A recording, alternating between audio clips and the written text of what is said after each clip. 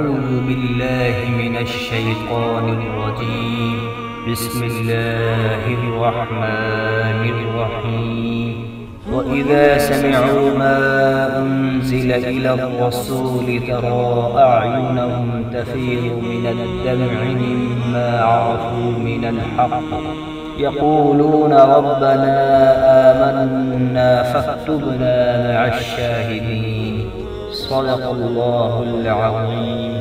7ویں پارے کے شروع میں بھی بعض ان نصارہ کا ذکر ہے جو قرآن سن کر اپنے آنسوؤں پر قابو نہیں رکھ پاتے اور بے اختیار ان کی آنکھیں چھلکنے لگتی ہیں۔ یہ آیات حبشہ کے ان نصارہ کے بارے میں نازل ہوئی تھی جن کے ملک میں مسلمان ہجرت کر کے گئے تھے۔ انہوں نے جب مسلمانوں کی زبان سے قرآن سنا تو روتے روتے ان کی ہچکیاں بن گئیں اور ان کی داڑھیاں آنسوؤں کی رم جھم سے تر ہو گئی۔ اصل میں اللہ کے کلام میں تاثیر ہی ایسی ہے کہ اگر ایسے دل اسے سنے جو بغض و کینہ سے خالی اور خوف و خشیت سے معمور ہوں تو جسم کے رونگٹے کھڑے ہو جاتے ہیں اور آنکھوں سے آنسو چھلک ہی پڑتے ہیں۔ حقیقی نصارہ کے کلام اللہ سے متاثر ہونے اور رونے دھونے کا حل بتانے کے بعد شرعی مسائل ذکر کیے ہیں۔ کیونکہ سورہ مائدہ مدنی سورت ہے، جیسے مکی صورتوں میں عام طور پر عقائد سے بحث ہوتی ہے، اسی طرح مدنی صورتوں میں تفصیل کے ساتھ اور کہیں اختصار کے ساتھ تشریعی امور سے بحث ہوتی ہے۔ اصل میں اسلام اعتدال کا دین ہے جس میں نہ افراط ہے نہ تفریط، نہ غلو اور نہ ہی کمی کوتاہی۔ اس لیے اسلام اس بات کو پسند نہیں کرتا کہ پاکیزہ چیزوں سے اجتناب تقوی اور کمال کا سبب سمجھا جائے، اور نہ ہی اس بات کی اجازت دیتا ہے کہ حرام اور حلال کے فرق ہی کو اٹھا دیا جائے اور بے دریغ ایسی چیزوں کا استعمال شروع کر دیا جائے جنہیں اللہ نے حرام ٹھہرایا ہے۔ حلال و حرام کے ان مسائل کے بعد قیامت کے دن کی منظر کشی کی گئی ہے، جب تمام رسولوں کو جمع کر کے ان سے سوال کیا جائے گا کہ جب تم نے میرا پیغام میرے بندوں تک پہنچایا تو تمہیں کیا جواب دیا گیا؟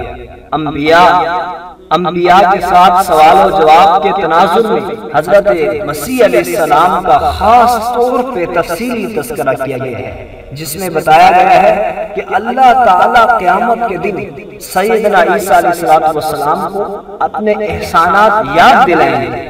اپنے چند احسانات گنوانے کے بعد اللہ تعالیٰ حضرت عیسیٰ علیہ السلام سے سوال کریں گے، اے عیسیٰ مریم کے بیٹے، کیا تم نے لوگوں سے کہا تھا مجھے اور میری والدہ کو اللہ کے سوا اللہ کو چھوڑ کر معبود بنا لا؟ حضرت عیسیٰ علیہ السلام اللہ رب العزت کی بارگاہ میں عرض کریں گے، تو پاک ہے، میرے لیے یہ مناسب نہیں تھا کہ میں ایسی بات کہتا جس کے کہنے کا مجھے کوئی حق نہیں تھا۔ پھر عرض کریں گے، میں نے تو انہیں ایک اللہ کی عبادت کا حکم دیا تھا، اگر انہوں نے میرے حکم کی نافرمانی کی ہے تو آپ کو اختیار ہے، چاہے تو انہیں سزا دیں اور چاہے تو انہیں معاف کر دیں۔ ما قلت لهم الا ما امرتنی به۔ سورۃ المائدہ کے بعد سورۃ الانعام کا آغاز ہوتا ہے۔ سورۃ الانعام میں 165 آیات اور 20 رکوع ہیں۔ یہ مکی صورت ہے۔ مکی صورتوں میں عام طور پر 3 بنیادی عقائد سے بحث کی جاتی ہے، یعنی توحید، رسالت اور آخرت۔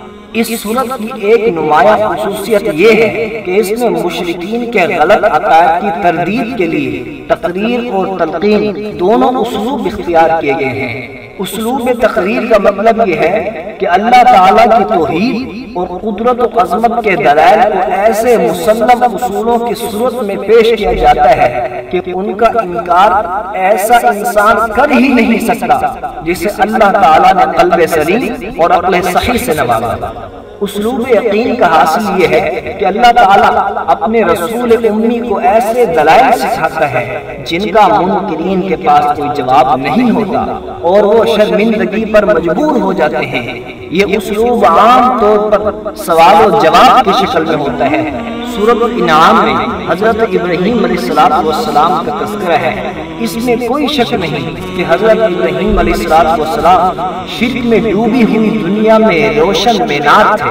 انہوں نے جب سورج، چاند، ستاروں اور ہاتھوں سے بنائے گئے اصنام کو معبود تسلیم کرنے سے انکار کر دیا اور رب واحد کی کبریائی پر ایمان کا اعلان کیا تو انہیں سب سے پہلے اپنے والد ہی کی مخالفت کا سامنا کرنا پڑا، مگر انہوں نے اس مخالفت کی کوئی پرواہ نہ کی اور دعوت توحید کا سلسلہ جاری رکھا۔